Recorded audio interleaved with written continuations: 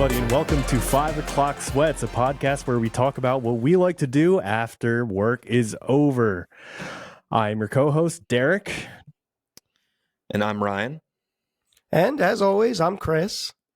And today we are going to be talking about our favorite sports teams. Now, I don't know how far we're going to get into these lists. I think we all have a couple in mind. Do either of you want to start us off with one of your favorite sports teams?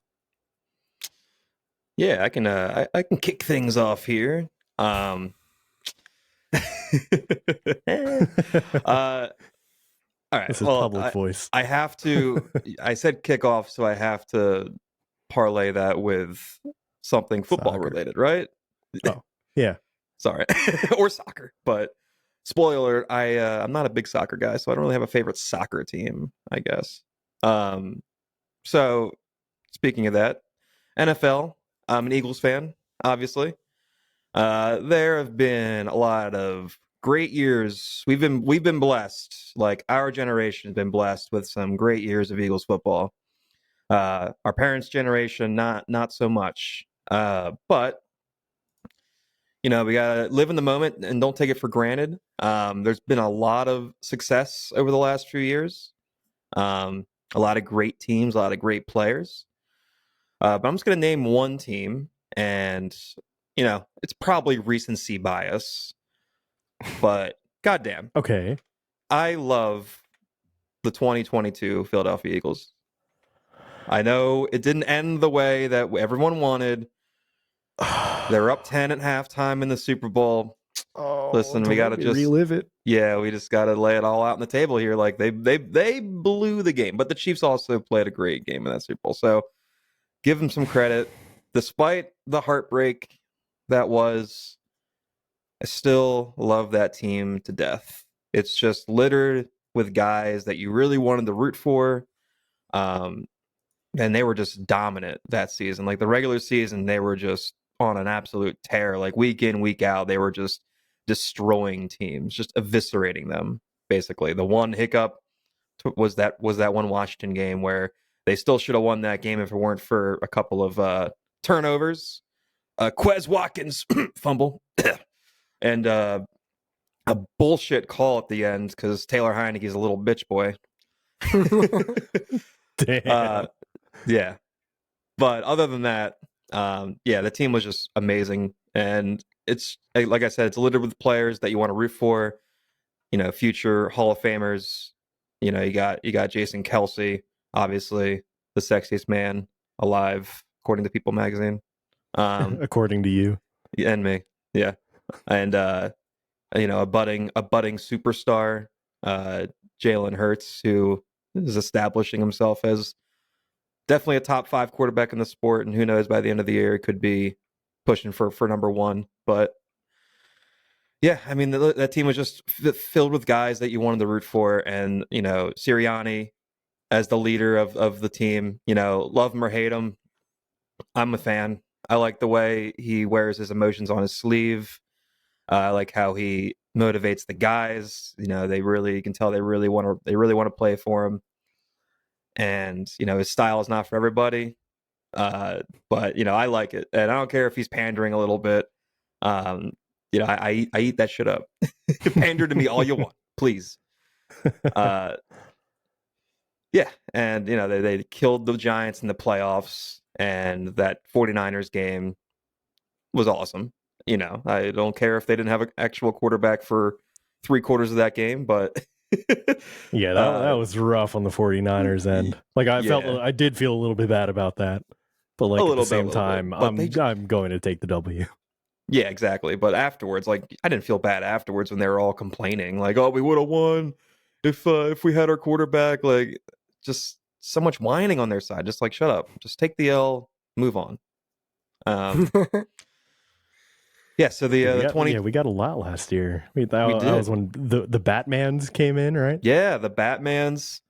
That was my Halloween costume this year, was Jason Kelce jersey with a Batman mask on that I bought from CVS for $10. It was the best $10 I ever spent. But you had Fat Batman, you had Swole Batman, AJ Brown, you had Skinny Batman. I think that was it. I don't think there were any more Batman. I think that was it too. Sexy Batman. Was that Jason? Was that Jason Kelsey? Nah, that's Jake Well, Elliott, that's him bro. now. Jake Elliott. I thought Slay said he was going to be Sexy Batman. Oh yeah. He did say that. But yeah, just a great team that came up just short of the ultimate goal. But at the end of the day, I was still proud of them, and just a bunch of likable guys. Yeah. So that's my first team is the 2022 Eagles. So Chris, let's see what you got up your sleeve. All right, so I'm gonna kind of switch things up a little bit here. I'm gonna start off with not my top one, but one that I think will be a good little conversation piece. And we're gonna switch sports entirely here, and I'm actually gonna go with the NBA. I used to watch the NBA a lot, and in recent years, I've just kind of gotten away from basketball for whatever reason. I don't know. Ultimately, I am a Sixers fan, but I've liked a lot of players in the NBA. I think it's definitely one of those sports where you can appreciate a player without necessarily liking the city or the team. So for me, it would be the 2008 Boston Celtics. So Okay. championship year for them. Mm-hmm. They were kind of at the forefront, at least in kind of like our lifetime, of the big three concept, right? They had Kevin Garnett, Paul Pierce, Ray Allen. That was their big three. Ray Allen is probably my favorite basketball player of all time. Fair. Wow. Yeah, I have a... What'd you say? It's a big statement. Well, I have I take a liking to shooters, and particularly Ray Allen was not only a good shooter, but a clutch shooter. I mean, he's hit a lot of big shots. Obviously, that infamous one for the Miami Heat. And there was just something about the way he shot. It was so pure, but it was so different than how most guys shoot their jumpers. So I just kind of loved like his style. And I don't know. And, not for nothing, but I love playing with him in like NBA Live or NBA 2K. He's just broken, probably. So, yeah, kind of. He was pretty automatic, but so that was a good roster there, right? So they had Rajon Rondo. Yeah, dude, this roster's nuts. Like all the names on this roster. I think in 2008, Rajon might have been like a second year player. I don't know off the top of my head. I know he was super young though. Yeah, he was. And this was when he was obviously, a good point guard in the sense that he could distribute the ball, but he was pretty ass at shooting, which he started to kind of establish a little bit more. Of course, you have Paul Pierce, Ray Allen, but I think the biggest piece here is Kevin Garnett. There's like few players nowadays in the NBA that kind of like have it like Kevin Garnett did. There was just like an attitude, like when we were growing up, like, like Ben Wallace, Rasheed Wallace, like, what I mean? Kevin Garnett, guys like that were just like mean, like dudes. Yeah. And I think, we've lost that in the current NBA. But I loved Kevin Garnett, and he just kind of played like an old school basketball, right? He's a big guy that would just back you down and then just hit like a fadeaway jumper. And he would use the glass too, like kind of like Tim Duncan-esque, which is just a style that really doesn't exist anymore. And I don't know, there was just something about that team. I felt like they assembled it to win a championship, and they did. And I think few teams kind of, are successful at that. And I know there was a ton of controversy at the time because, everyone was like, oh, this is a pretty unfair, thing. But funny enough, like that big three compared to like some of the other big threes that have existed since it's like not that scary. Because some of those guys were kind of like Paul Pierce, Kevin Garnett. They were like kind of at the tail end ish of their careers. Same for Ray Allen. But and then you have Kevin Garnett's famous "anything is possible," right at the after the game with the confetti raining down on him. He's holding the trophy. Yeah, and that's an iconic shot. The other thing too is you cannot leave out the fact that they had Brian Scalabrine. Dude, White Mamba. I spotted him on this roster. That's straight up. hilarious. I love it. Kendrick Here's, I don't like, Perkins. know a who that little is, but I like the gross. name. A little side note, though. So Brian Scalabrine, aka White Mamba, like that goes to show you, though, like that dude would shit on 99% of basketball players. Like, do you realize how good he has to be to have been in that position? Doesn't You he know- have like a YouTube series or like a TV show of him just like shitting on hoopers at like LA Fitness? I think so, but it's so funny, right? Because you look at him on the court alongside those other guys, and you're like, "What the hell is this goon doing?" Right? But he is like literally elite talent, It's nuts. nuts. Compared to the rest of the world, of course. So I don't know. It kind of gives you perspective on like how good you actually have to be, and even the worst guys, so to speak, in the NBA are like miles ahead of anybody else. Yeah. So makes you appreciate that. Dude, But this I thought that was a great team. this guy looks like I don't know. It looks like he would just be at like the gym, pick up basketball player. He's a redhead too. Exactly. He's a ginge. Yeah, yeah. Ginge power. It was the Celtics jersey. It was the Irish power. Luck of the Irish. It was luck of the Irish. Just like surging through his veins. He just activated. His third eye opened. Dude was just like casually 6'9". Just like a casual 6'9". Like what? That's insane, man. I mean, you don't get the name can't White imagine Mamba these for nothing. heights. Nah, he could ball, but it's just Wait. it's crazy. His nicknames were the White Mamba and Veal. Veal? I don't even know. Like the food? Like the meat? I guess so. Interesting. I don't know. Interesting. So all right, we'll pass it over to Derick. Derick, what do you got? So when Ryan proposed this topic, I immediately, my brain thought of like a slant team to kind of have a loophole in the rules here. So I think that my favorite team of all time is the 2016 roster of the American Esports organization Cloud9. Oh, shit, that that's is I like that. Ooh, This right? is completely viable. Loophole Wouldn't found. be 5 o'clock sweats if I didn't bring up some video game stuff. Yeah, right? exactly. So Good call. this was the roster made up of Automatic, Tim Ta. You got Jake, Stewie, 2K, Yip, Michael, Shroud, Grzesiek. Of course, we know Shroud. Shroud. Jordan, Nothing Gilbert, and Tyler, Skadoodle, Latham. I think this was the most fun iteration of this team to watch. Now, going through the different rosters of the different years, we have 2014, which is the OG Cloud9 lineup in my mind. I think anyone who was into professional Counter-Strike in the early years would absolutely know this roster. That's Sean, Gares, Shroud, Hiko, Nothing, and Semphis. That is, when I think of Cloud9, I still think of that original roster. We get great moments from their matches, like Spencer Hiko Martin's inhuman reactions, where he one taps Get Right beyond the Dust 2 doors with his crazy high sensitivity. We get Shroud, who, people are he's just nuts. He's insane. Yeah.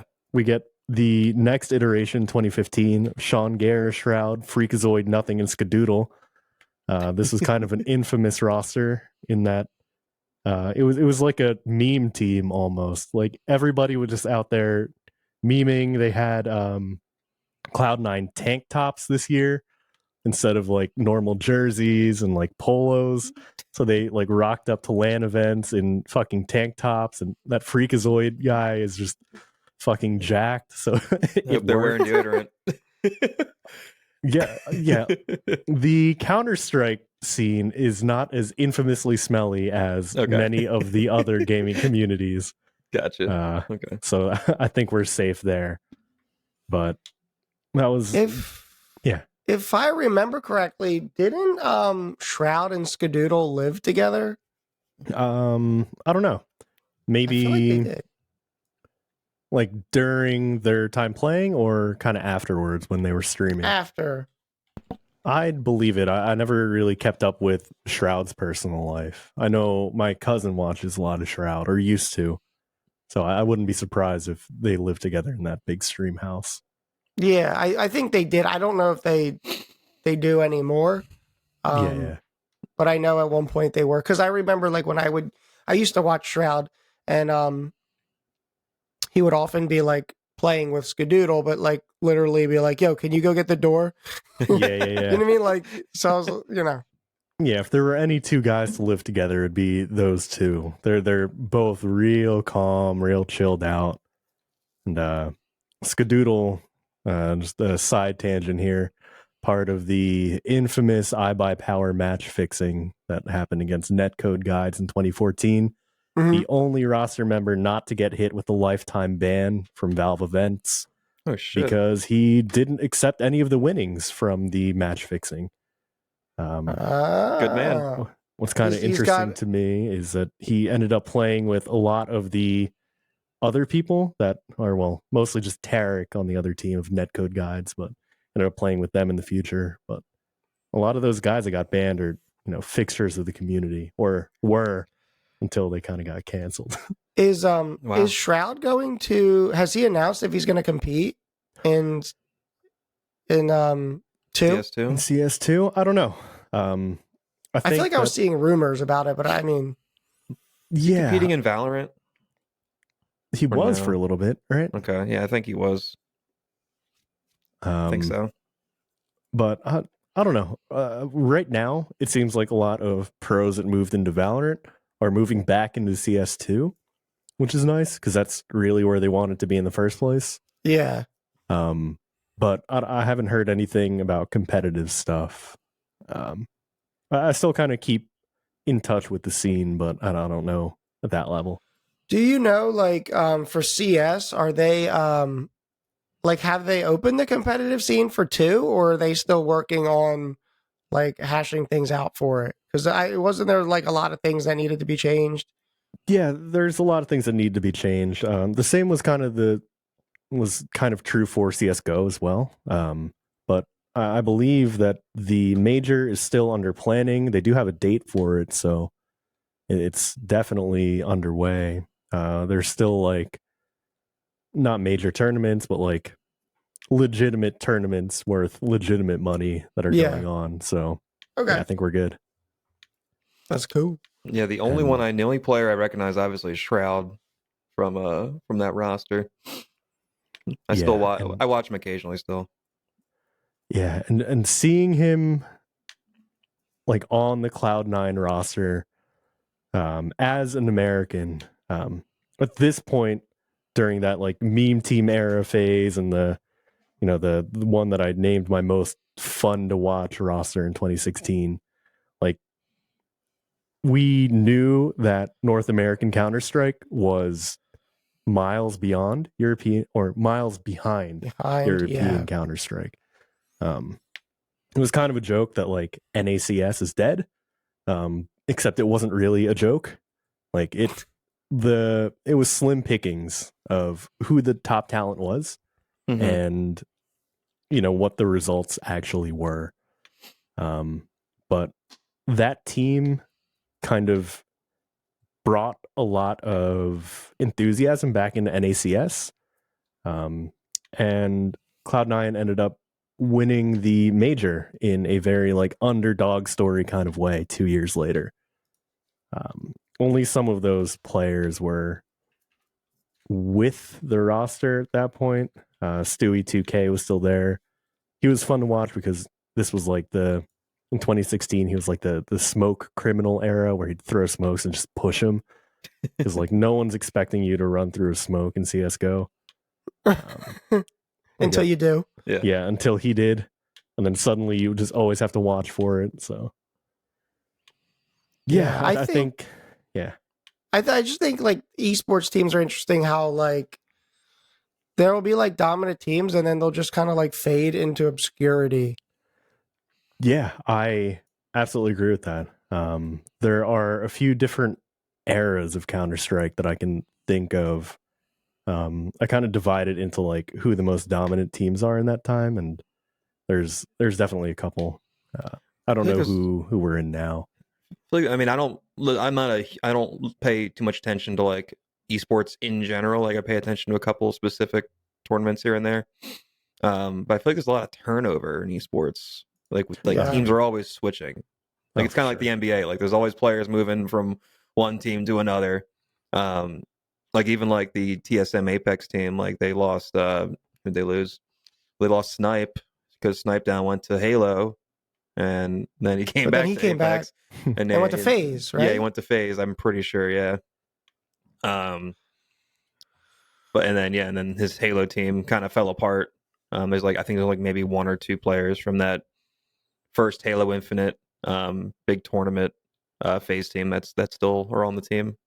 But I think what's kind of interesting about esports teams kind of compared to, maybe I guess more like quote unquote traditional sports is a lot of those moves are made for not just the sake of winning, right? But also like the brand and, because a lot of these guys they're competing, but they're also supplementing by streaming or content creating. So there's like, you know what I mean? Like there's other incentives, like, to go to FaZe for, your content creation would probably be like the biggest component to that switch. I don't know how competitive FaZe is at Apex, but I would say they're probably not even like top 5. Well, I think now they're probably better. I mean, at the time though, I don't know. So like, I kind of feel like, for example, like Snipe was probably doing that more to get like his content creation back on track, because I think he started to not fall off, but I think he lost a lot by going to Halo. Yeah, definitely. And Halo like started off hot, but then it kind of it hit that low point for a while. Yeah, and so I think that was kind of like his way to like rejuvenate his streaming. But I think it's interesting because most other sports, guys will go, for the paycheck or the opportunity to win a championship, but there's not a whole lot of like other stuff that, comes with it that wouldn't be kind of available where you currently are. Unless you're going from like an Oakland A's to like the New York Yankees. Yeah. Right. Yeah.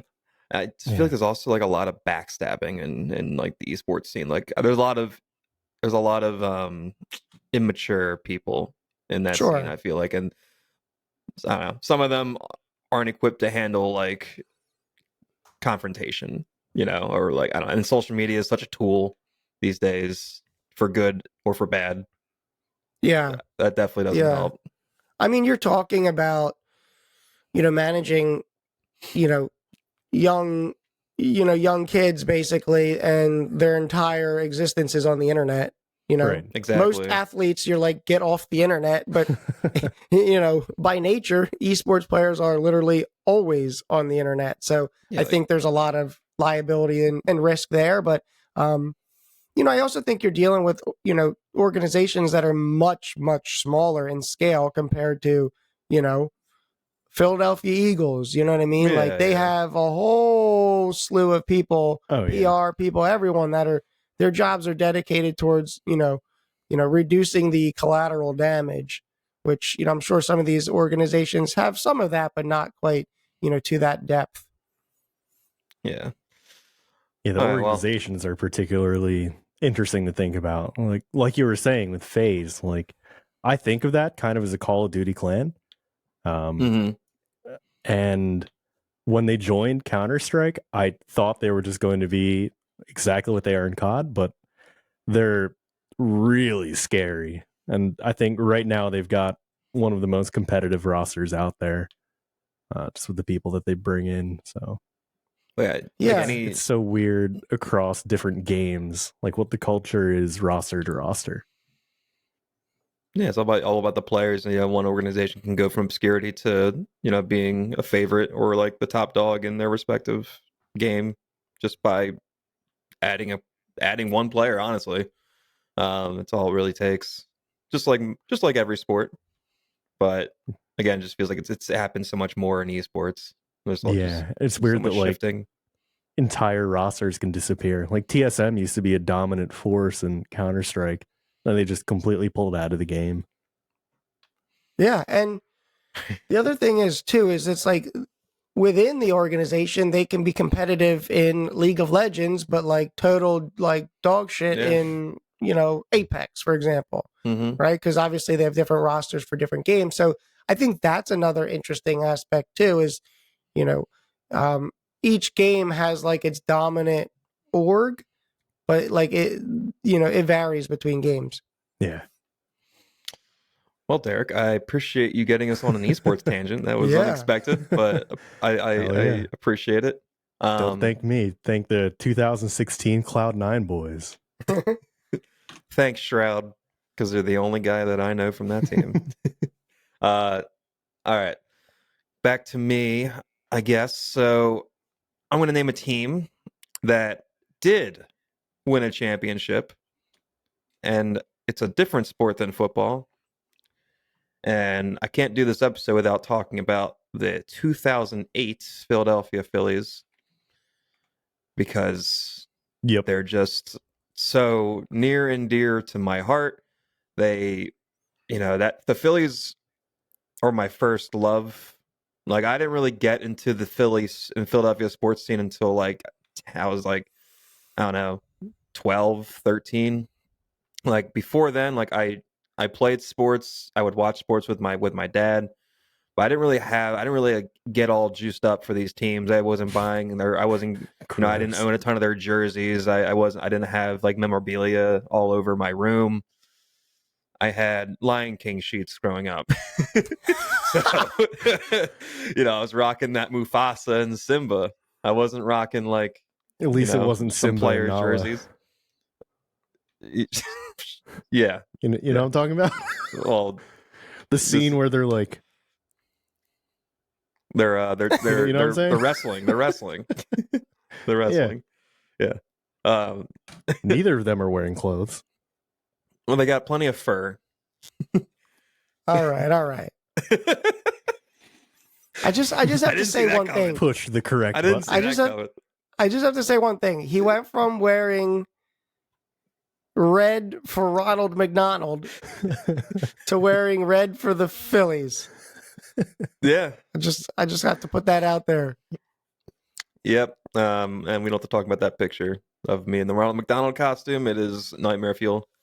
Horrifying. Yeah. Anyway, the 2008 Philadelphia Phillies World Series champions, and it was just like obviously the Eagles won the Super Bowl, and I was really happy. But the Phillies win the World Series, and it was just like the perfect storm for me, because like I had really gotten into the Phils, the couple years before, when you could see this team rounding into form, like they were getting better and better. Made the playoffs in 2007. I mean, they just missed 2006. Ryan Howard had a incredible year in 2006, 58 home runs and like, I don't know, 150 something RBIs.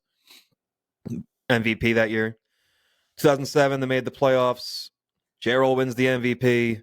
They get bounced out in the first round by the Rockies. Was it the Rockies? I think it was the Rockies, yeah. 2008, they finally broke through, and boy, they did not disappoint. These players are just like iconic. You got Ryan Howard, Chase Utley, Jimmy Rollins, Pat Burrell, Cole Hamels. I like how I said Pat Burrell before Cole Hamels. Carlos Ruiz.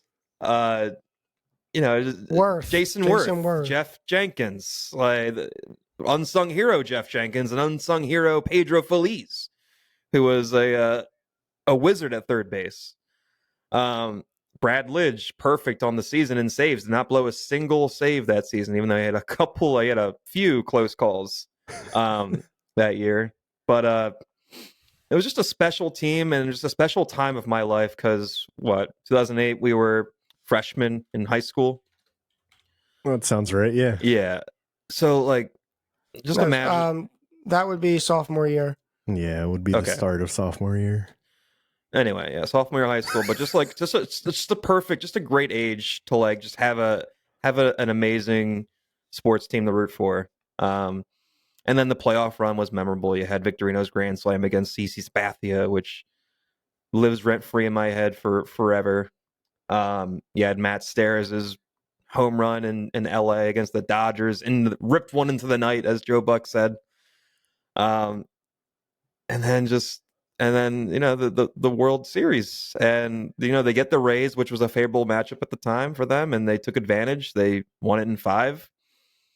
That game 5 was an interesting one, to say the least. It was basically rained out in the 7th. They had to resume the game 2 days later, I think, from the 7th inning, and then play on until the 9th until they won. That's weird. Yeah, it was really weird. Cole Hamels was electric. He was the World Series MVP, and yeah, they just really captured me and just like solidified from that moment on, like my love for the Phillies was just through the roof. And I mean, they had the city of Philadelphia in a grip lock. Like, everyone loved that team. Everyone loved the Philly. It was all Phillied up from like 2008, 2011. And up until, a couple 2 years ago, they were absolute dog shit from 2012 to 2022. But yeah, 2008 Phils, the start of a really special run, and I love them. Love the players, and we'll never forget that team. I was interested in asking you, Ryan, who would you say, and you have to just pick one, was your favorite player on that roster? And why?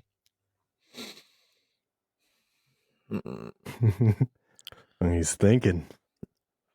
Yeah, I think as the year's gone on, I probably would say Chase Utley. Yeah, that's like the standard answer. At the time, I mean, Ryan Howard was just so exciting. Every at bat you wanted to watch because you didn't want to miss a possible home run. But Utley is just like, I don't know, he's just so cool. He's so cool, and he was just so consistent. Everything from his swing, like, I just love his swing and his stance. Like, he never finished a swing. He would always like stop it like halfway through, and it would go like 450 feet. Well, that's why, because he always had a nice short swing, so he could get to those pitches. He was so I'm not a Phillies fan, but I can certainly appreciate Chase Utley, and I would say, of anyone on the team, he was the best all-around player. He had a very high IQ. Obviously, could swing the bat well. He was solid as hell at second base. And you're right. Like, he was a poised player.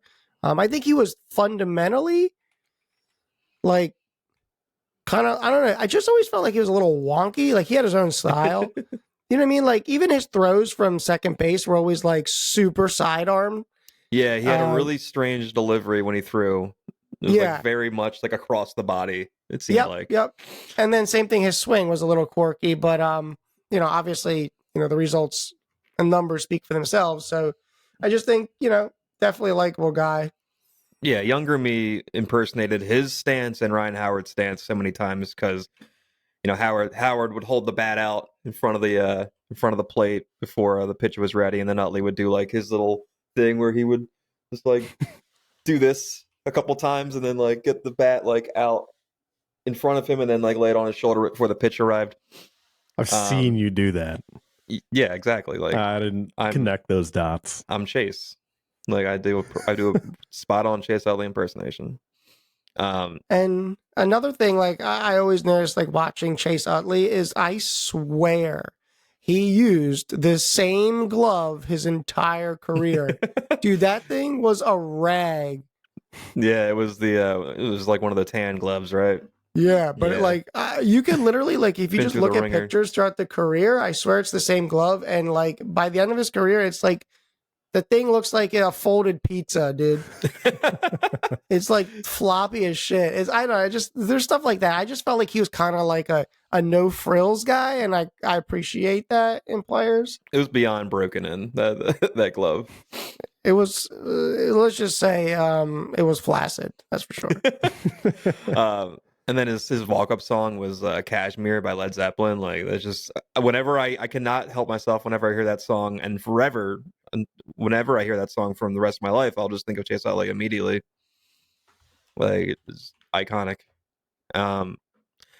But yeah, I mean, that team just had so many great players. Like J-Roll, I got to give J-Roll his love. Like, I absolutely love Jimmy Rollins, and he was the leader of that team and the heartbeat of that team. And, you know, he made the declaration in 2007 that they were the team to beat, as you're well familiar with, Chris. And yeah, I know it's not 2008, but they came back and won the division in 2007, and that was an epic run, an historic run. I'll say this about Chase Utley. Like, I could appreciate him. Again, not a Phillies fan. In fact, I'm a Mets fan, so I should hate him, which I do have reason to hate him because of that slide when he got to LA. But up until that point, I could appreciate him. So I kind of feel like there were two different Chase Utleys, like one good guy and then one bad guy. You know? Just peppering that corner, that right field corner at Shea Stadium.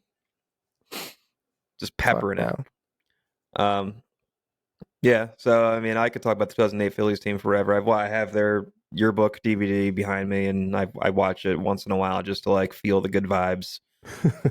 I love it. Yeah. Yep.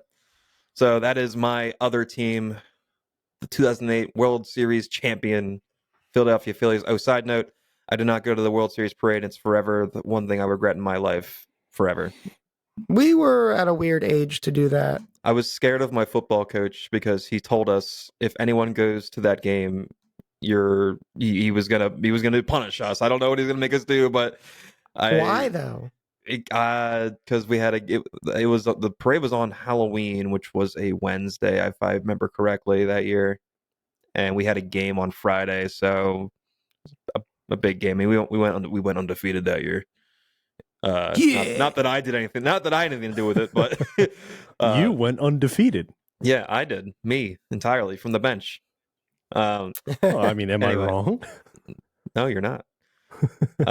Yeah. So anyway, I was afraid of him, and I didn't want to get in trouble. Funny enough, I think there were two kids that ended up going to the parade, and they had to do like a shit ton of push-ups, sprints. Oh, wow. And I don't think they got to play in the game that Friday. That's nothing. But anyway, I mean, looking back, I should have gone. And hopefully I didn't miss the boat. Hopefully there's another opportunity in the future. All right, Chris, let's go to you. Let's name another team of yours that you like. So I have to do this one. The 17-18 Birds. Yes. Fly, Super Bowl Birds. Eagles fly on the So here's something that's so interesting about this team is this was not a Super Bowl team on paper. Correct. At the beginning of the season. I swear. And this is like a weird thing where like I'm pretty sure I hate Carson Wentz. You do hate Carson Wentz. Yeah. I do hate Carson Wentz. But like there's this season is the only thing that kind of sits in my mind and sort of like makes me kind of question, you know, like I have to just give him the respect and the fact that like, sure, without Carson that particular year, we don't get to the Super Bowl.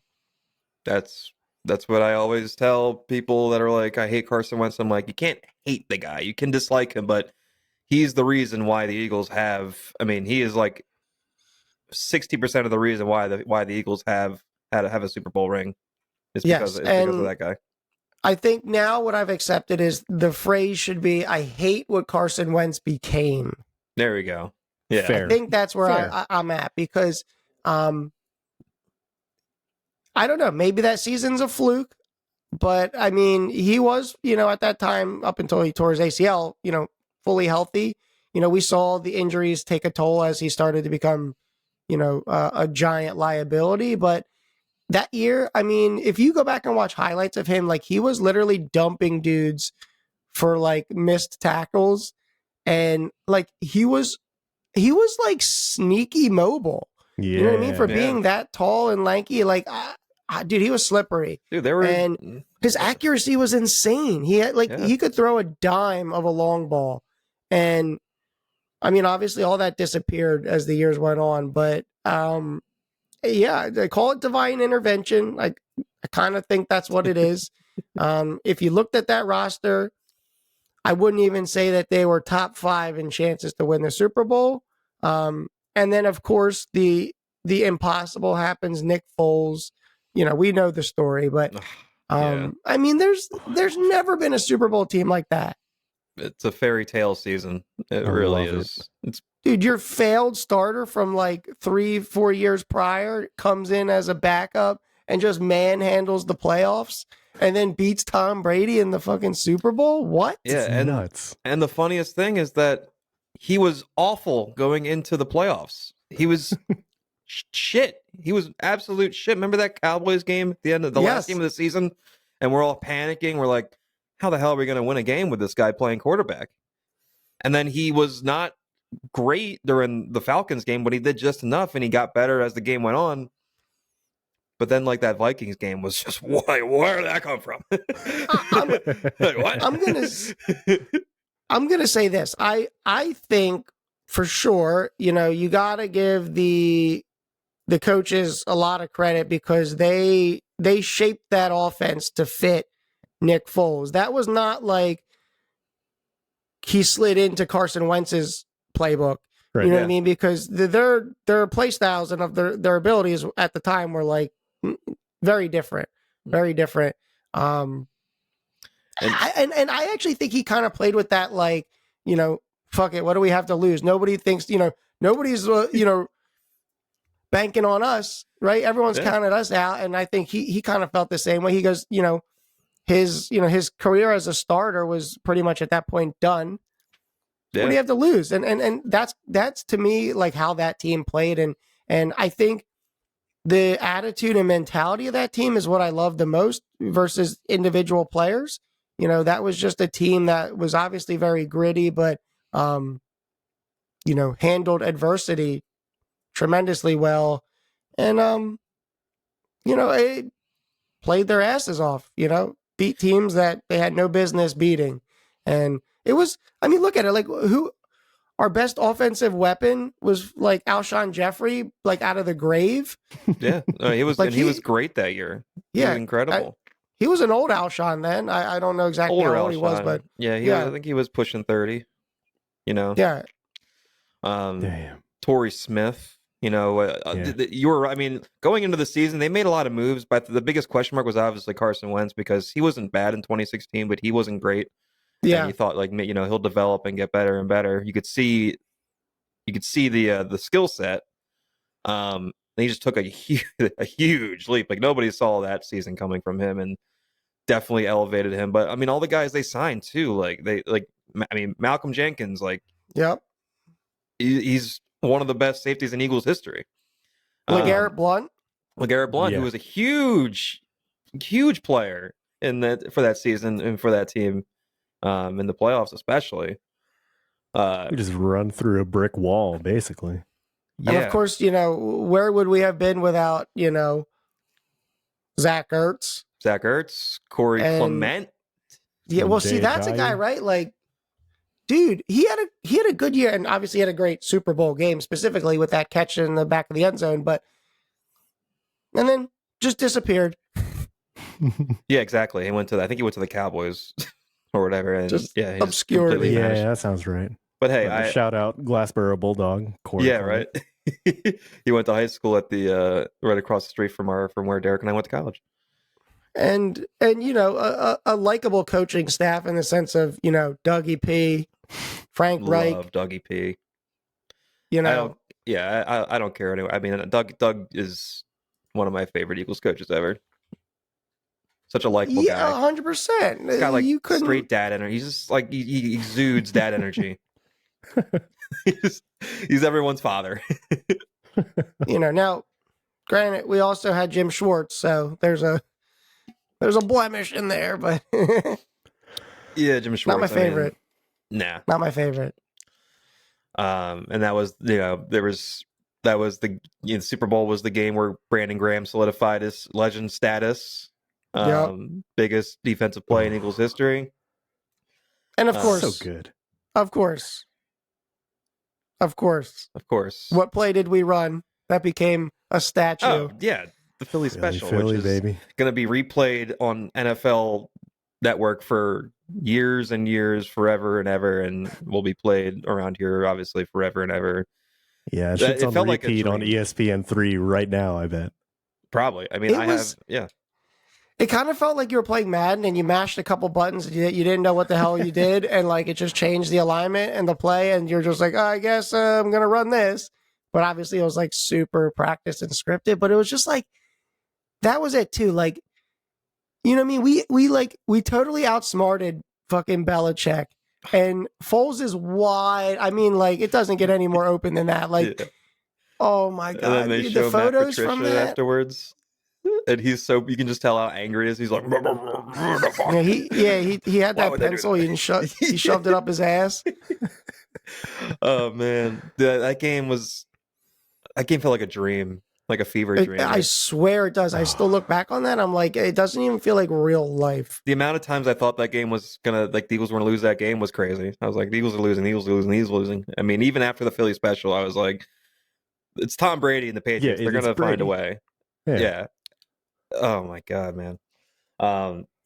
So I can't. That has to be my favorite team of all time. Granted, I love the current roster, but you know that was a proven team, and I don't think you'll ever see a team like that win the Super Bowl. I mean, who loses their fucking starting MVP caliber quarterback for, you know, at the time, fucking Nick Foles? Yeah, to come in and win you the Super Bowl. Now he's a legend, but you know, at the time, nobody was like, "Oh, thank God we have Nick Foles." yeah. And before we move on, we gotta talk about the parade briefly, because I went to that parade. I made sure of it. Backstory for anybody who doesn't know: during the Super Bowl, specifically the Brandon Graham strip sack of Brady, I jumped up very high, and when I came down, my knee landed on the corner of a table, and I already have a bad knee. I had ACL surgery a while ago, and I basically I fucked it up. I don't know if I retore it or did something to it, maybe a meniscus thing. I never really got it seriously looked at, because it kind of went away after a while, but. I was on crutches during the parade. I remember, and it was the best day of my life. Like, I can confidently say, that parade day was the happiest day of my life. It was unforgettable. And Jason Kelsey's speech, I mean, that is the icing on the cake. Solidified his status as a Philadelphia legend forever and ever. Yeah. Damn. I love that team so much. I didn't say I was, I would have said that team if you weren't going to say them, but I figured you were going to say it. Yeah, someone was going to say it. Yeah. I'll be honest. I mean, obviously, I wanted to say that, but I was kind of debating between that and the current team. I mean, obviously, I have a ton of love for the team right now. Job ain't done yet, though. Exactly, and a lot of work left. You're right. I still look back on that team. Like, every day I think about that team, like, well, at least once a day. And I just say to myself, like, how the fuck did it happen? I don't know. I don't know. Big Dick Nick. And that tells you right there, though, like the NFL can't be scripted, because nobody was scripting Nick Foles to beat Tom Brady. No, but the NFL would not want that. No, it's better than a movie script. It's absolutely pure magic. All right, Derek. Another esports team? You can't follow. You can't follow that up. I can't. Yeah, I did have another esports team in the chamber ready to go, which is the 2012 to 2014 Ninjas in Pajamas, because that is the dominant era of the team that I think of the most when I think of CS:GO. That's Exist, McLaren, Get Right, the GOAT, Freiburg, and Forest. All 1.6 pros that moved into CSGO. I'm not going to talk about them. My last team is actually going to be pretty quick because I don't actually know a ton about them. If you've listened to this podcast, you know that I'm a casual / more kind of involved F1 fan. And I was waiting for this. I am a supporter of the McLaren team. I have no reason to be choosing this team as a team that I support. When I first got into Formula One like a year or two ago, they were not good. At that point, the lineup was Lando Norris and Daniel Ricciardo. Ricciardo recently moving from Renault to McLaren. The car seemed like a nightmare to drive, and it really showed in the race results. Daniel Ricciardo really didn't live up to the skill that we know he had. And Lando Norris just seemed to be pulling absolutely everything out of that car and outperforming Daniel.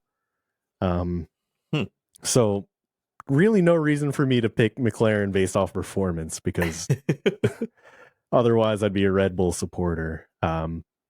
The only other thing that I can think of is when I first moved out of Jersey to Pennsylvania, I lived kind of close to a McLaren dealership, so I would see it on my drive.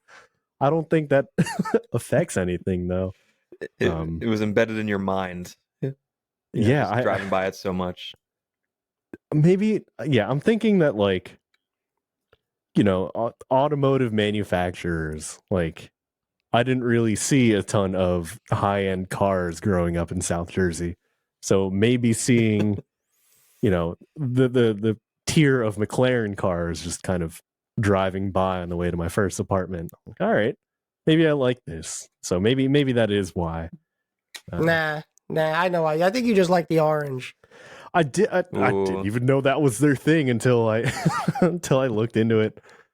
Because really, I was told to, you know, keep track of Red Bull. They were the front running team. And just pick another team that you think you might like and keep track of them too. Yeah, but you can't. I mean, everyone likes Red Bull.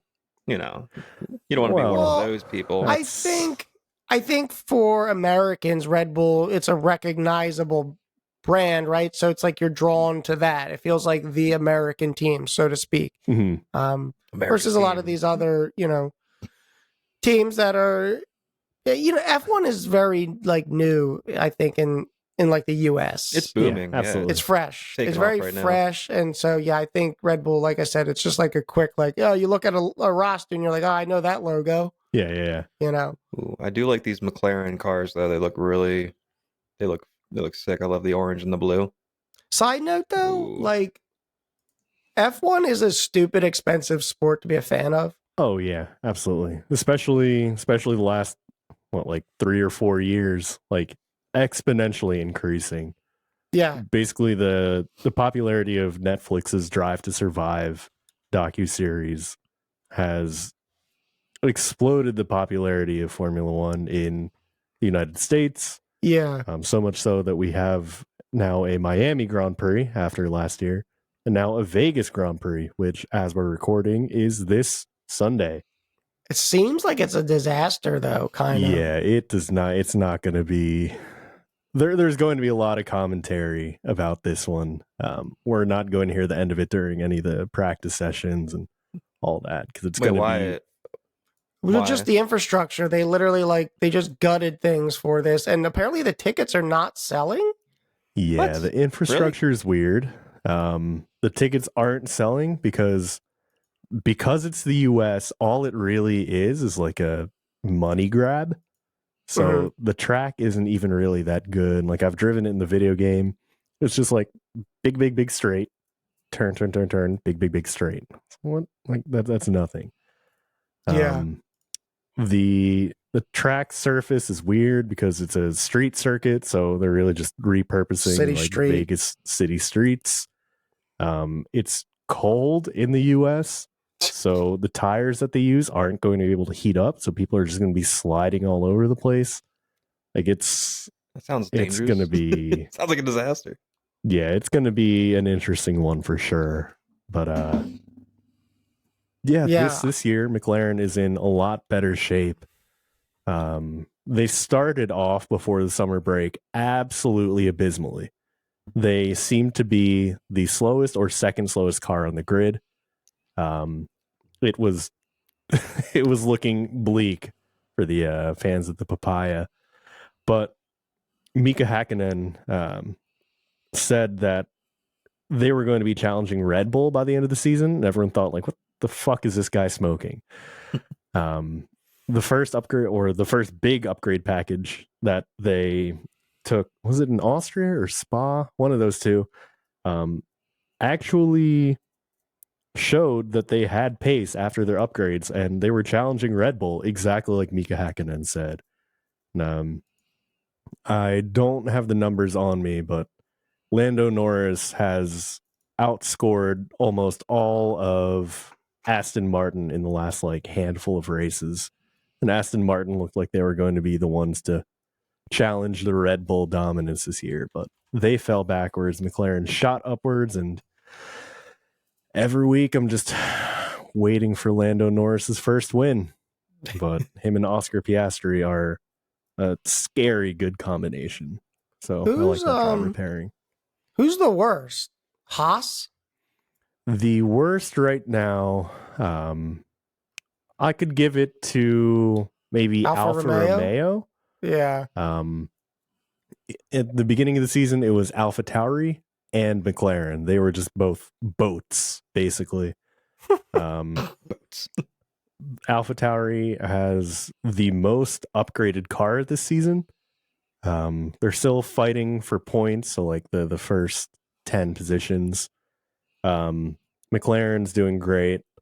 I think that Aston Martin slid back, Alpine slid back, Ferrari's always disappointing. Mercedes is coming up, which is nice. Alfa Romeo. So Mercedes, I'm just looking at the 2023 stats. They're ranked second. Yeah, Lewis and George, they're very good individually. They have a team culture where no one is the number one preferred driver. Mm-hmm. Even on paper and in PR, we know that's true. And for the most part in strategy, that's true. But I think, if push comes to shove, they might favor 7-time world champion Lewis Hamilton. Yeah. But Mercedes is always putting in results, always scrapping for the major points positions. So that's nice. Yeah. I gotta watch that documentary. Who would you say is the top driver now? Verstappen? Yeah, I think right now it's almost unquestionably Verstappen. I think that if you take away his teammate, he could have still won both championships just on his own. Mm-hmm. If he was just a one driver team, he would have won the Constructors' Championship for Red Bull as well as the Drivers' Championship. It's just nuts how many points he has this season. Do you remember when he was second fiddle to Daniel Ricciardo? Yeah. And then immediately became first fiddle, which is why Daniel Ricciardo left, went to Renault, and has found his way back to Red Bull. I think he's gunning for Sergio Perez's seat soon enough. But rumors are rumors. Very interesting. I understand. So Derick's favorite thing is to pick sports where all they do is jump ship. Yeah, turnover. Yeah. That's his thing, apparently. He likes the drama. Yeah. There's not one dominant team that keeps, I guess Red Bull's still dominant, but teams keep getting their time in the limelight, I guess. Don't get me wrong. I don't dislike Red Bull, but I think I'm more of a McLaren fan than a Red Bull fan. Well, if I eventually get an F1, which I probably will. Once I watch that documentary, I feel like that documentary has magic powers. It just turns over, watches it into a huge F1 nerd. Yeah, it's a little hard though. Brady. because a lot of the races are at like weird times for us, right? And the other thing is like just at face value, it's like it's exciting, but like not crazy. But like for example, baseball, like when you know like the game within the game and you understand like Yeah. you know the chess match that's going on, I think that's where it gets more entertaining. But it is not like an easy sport to just get into. You do have to like learn, you know, what kind of what's going on. I've not been able to really catch on to it, but I do know it's intricate. All yeah, right. that is my second team. I know we're running on time. I want to shout out a team really quick. I won't take too long talking about them, but I would be remiss if I didn't mention this team. Another recent team. And I'm going to cheat here a little bit. I'm going to name two teams because it's kind of they're basically the same team. They're basically the same team, just with a couple pieces here and there. But real quick, I'm just going to mention one more team. That's actually two teams.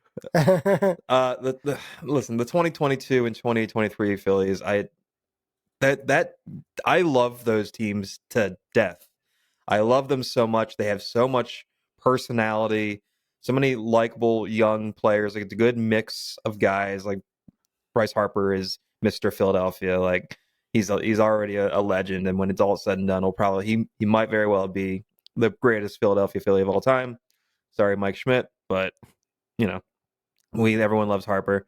But last year, you know, I love last year's team because they really got the city back on the Phillies bandwagon. They did a great job just catching everybody by surprise. They struggled in September, snuck into the playoffs, and then from that point on, like a team that the city didn't really relate to, all of a sudden they're seeing these guys like actually come out of their shells and show their personalities, and everyone's like, these guys are awesome. They're party animals. Like when they were celebrating the playoff clinch last year, it was magical. His team took the city did a complete 180 on this team. Like everyone fell in love with them, and then they went on that magical playoff run, like out of nowhere, like just moment after moment. Reese's home run and Bryce's home run, the biggest home run in Phillies history. Just like so many at the bank. Yeah, so many iconic moments. Like it happened so fast. Like going into the playoffs, I was like, okay, well, I'm happy they made it. First time since 2011 they made the playoffs. Like I'll take what I can get. They beat the Cardinals, and then from there on, it was just a roll. It was just a ride. And really, they dominated these series, like the Braves series. Like the Braves are the best team in baseball, or one of the top three teams in baseball all season. The Braves? Last year. Like this season that just ended. Well, no. Well, yes, this year okay. too, but 2022, the Braves were a 100-win team, and the Phillies basically, I mean, I think they won in 5 games, wiped the floor with them. They lost one in Atlanta and then swept them at home. And I know another team that came up short, but they made it to Game 6 of the World Series. Like it's inconceivable that team was able to accomplish that, and they were I was convinced they were winning the World Series, which made it even more heartbreaking. But the fact that that team made everyone believe they were going to win the World Series is just like absolutely insane. And then this past year, this team, the 2023 Phillies, would have been my favorite team of all time if they had won the NLCS. Honestly, they didn't have to win the World Series. Like they could have just won. They could have made the World Series again. The team had so much personality. Like the whole, and it wasn't just the playoffs for like the year before. Like the city loved this team from day one, and they just gave us so much to root for and cheer for. Schwarber, Castellanos finally had a great year and became a fan favorite. And Trey Turner, the whole Turner situation with the standing ovation, like basically the city changed his season, completely turned it around, and he went on an insane run. That was a magical moment. And there was such a connection between the city and the team. Even just like their silly little daycare thing that where they would just they would pour the water on the player of the game, Bryson Stott and Brandon Marsh. But yeah, just so many great players and just fun guys. And yeah, I my heart breaks for them that they couldn't win this year, because I really think they would have been like my favorite team of all time, and I think a lot of people's favorite team of all time if they had been able to finish the job. But I had to shout those teams out because they're near and dear to me. They're basically my '93 Philadelphia Phillies, who are also beloved in Philadelphia sports history, even though they came up short in the World Series. So yeah, I had to talk about those teams. So I don't know if you guys have anything else to say, but I had to talk about them. Nah, just do me a favor and zip your pants back up.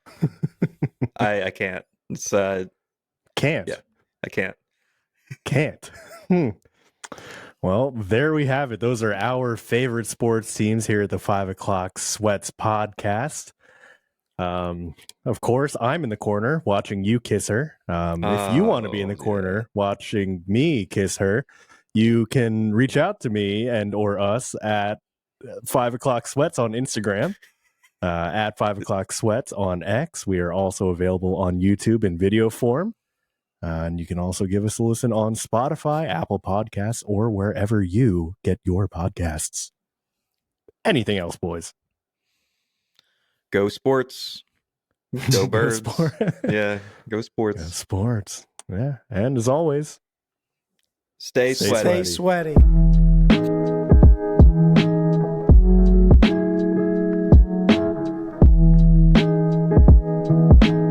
That was good. We're getting better and better at that.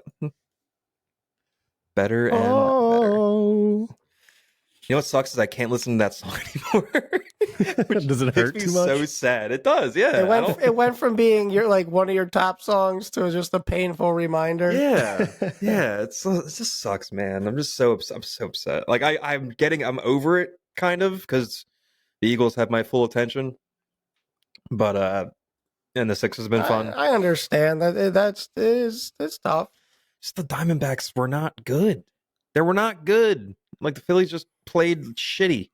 Yeah, and I mean they may have gotten crushed by the Rangers because the Rangers were on a tear, but I don't know. They had a real shot. Gave that to Arizona for sure. I mean, game 6 and 7. And I think that's what probably hurts the most is like they sold big time. Yeah, I mean, just the team that showed so much resilience and fight all year just laid down and kind of died just right at the end. Yeah, I agree. And awful.